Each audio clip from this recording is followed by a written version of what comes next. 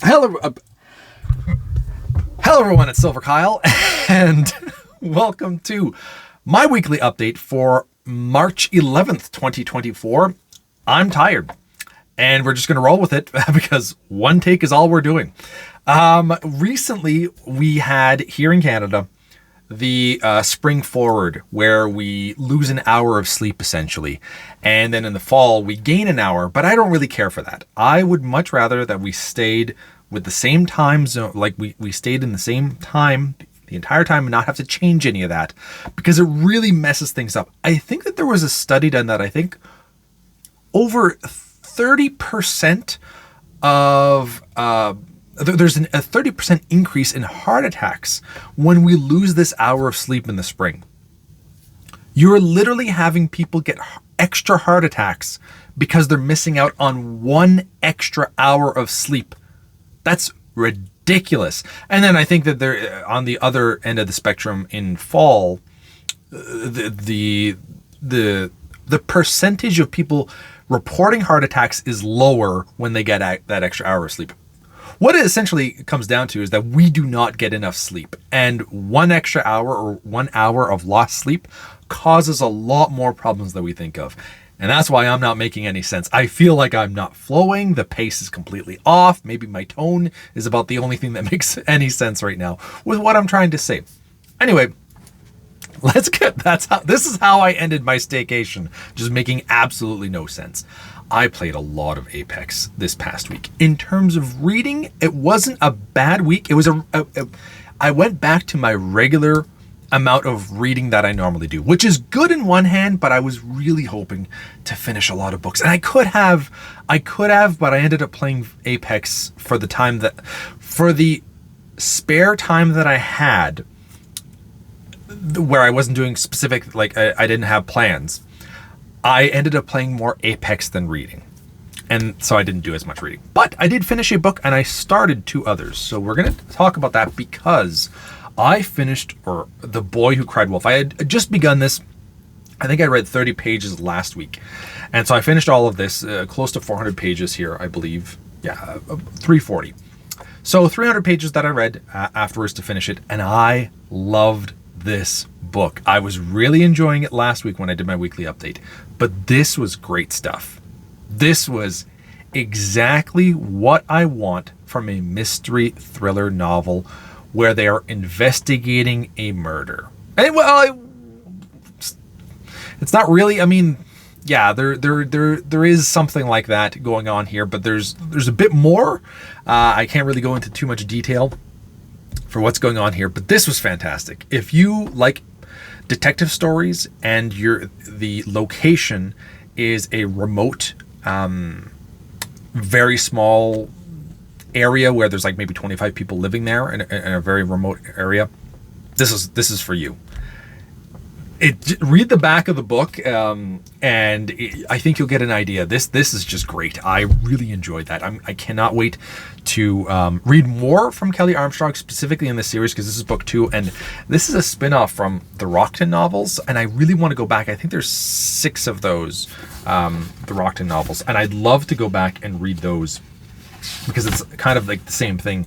It's just setting up. Okay, there's 7 by the looks of it. 7 for the Rockton novels. So I definitely do want to go back at some point and read all of those. Just very good. In terms of books that I did start this week, I did start 2, and they're both fantasy novels, which is kind of weird that I'm reading 2 fantasy novels. They are dissimilar enough that I'm not getting confused so far, which is good. But I'm also just at the very beginning here. So flip this around. Let's go here. Beginning of the book is on this side, so I think I'm at like the first 70 pages here and the first like 110 pages of this one. So we'll start off with finally starting the Trials of the Empire. I really liked the very beginning of this, like the first 50 pages. I was freaking out, and I was going to do actually a short on this and just be like, this is incredible. This is so good, the beginning here.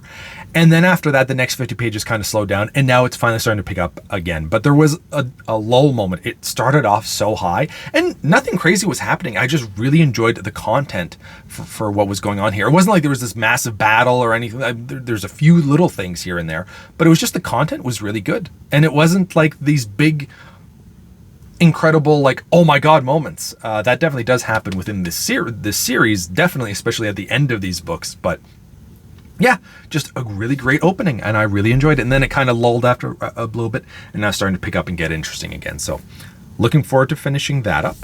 And then I also started The Tainted Cup, which is another fantasy novel.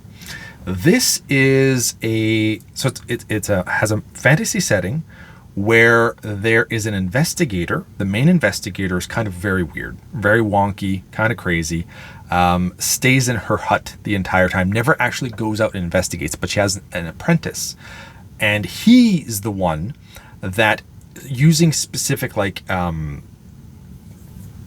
it's specific, it's some kind of thing that he smells that allows him to remember exactly what's going on. So he goes and investigates everything, and as he smells whatever is in his vial, he has a perfect recounting. And as soon as he smells that again, and when he's talking to her, he's able to recount everything, and almost as if he's still there. So that's how this kind of detective, who's recluse and doesn't go out, is able to still solve mysteries. And it's a pretty interesting system. They're kind of building the lore of this world, because this is book 1 in a series. I can't remember what the series is called. It did have it at the very beginning, so I just wanted to kind of mention that, because I had never really heard of any of these, like Robert Jackson Bennett. I've never heard of any of these stories. So the series here is Shadow of the Leviathan, and they do talk about some Leviathans here, some like primordial beings that kind of exist, but they're guarded by this seawall. 70 pages in, and they're building a lot already. It's really, really nice. So I think that I'm going to be busy enough with those 2 books. I do not really foresee myself reading anything new this week, but if I did, I'm thinking that it would probably be End of Story, because this is just like a regular mystery thriller novel. So that would probably be a good supplement to these 2 big fantasy books here. Well, they're not really big. The Tainted Cup is also the Tainted Cup. I'm breezing through it. This is just, if you want to get into some reading, like for fantasy, this is definitely it. And it's also a mystery as well at the same time. So it's a mystery fantasy novel, and it's so easy to read. Trials of the Empire, it's still really nice reading, but like the writing that Richard Swan has here is good, but it's a little bit heavier. And so while it's still good and you appreciate it, I'm not just going through it kind of thing. So End of Story is most likely what it would be, but Dune is a possibility as well. But I feel like that's a very sci-fi heavy, and I kind of want a little bit of a break in between these 2 fantasy novels. So that's it. That's what I've been reading in the past week, and what I'll be reading next. In terms of videos this week, I wanted to do a bunch of videos, and I kept getting distracted and playing a lot of Apex. We'll talk about that in a second. In terms of videos, but I did finally do The Shining review, so I'm very happy with that. I still have to talk about my February reads.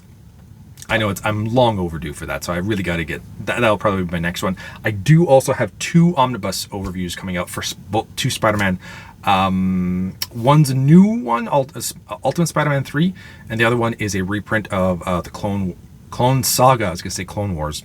Clone Saga Volume 2.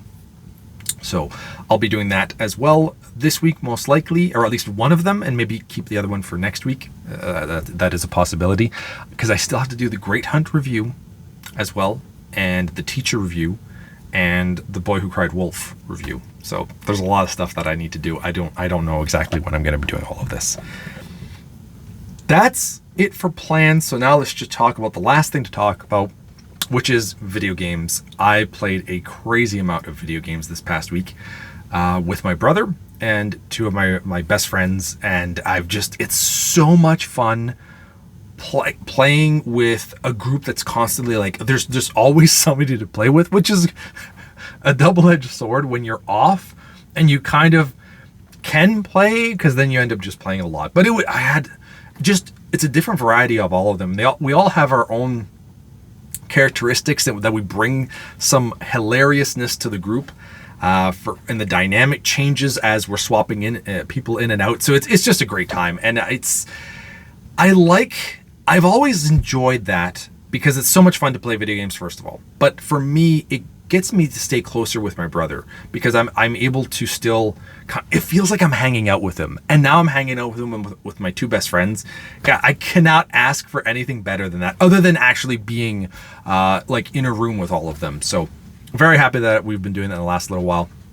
It just took away a little bit from the reading that I wanted to do this week, but I still had a great week, and I still read quite a bit. Finished a book and, read 180 pages of 2 other books. So very happy with that. We'll see how it goes next week. And I kind of want to end this video because I feel like I've been rambling. It's that 1 extra hour that you lose in sleep really messes you up, and I like my sleep. So let me know in the comments below if you do this and how does it affect you. Are you just like, meh, I don't care, I just try to go to bed early enough and I sleep in a little bit later, or does it actually mess you up? Thank you all for watching. You have been bearded in Beardage.